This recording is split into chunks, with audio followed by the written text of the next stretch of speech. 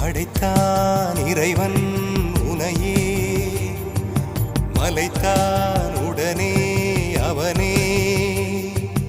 அழகை படைக்கும் திறமை முழுக்க உன்னுடன் சார்ந்தது, என் விழி சேர்ந்தது. விடிய விடிய மடியில் கிடக்கும் பொன்வினை உன்மேனி மீட்டட்டும் என் மேனி. இறைவினில் வந்து கலந்திடு, வீரல் பட மெல்ல கனிந்திடு. உடல் மட்டும் இங்கு கிடக்குது, உடன் வந்து நீயும் உயிர் கொடு.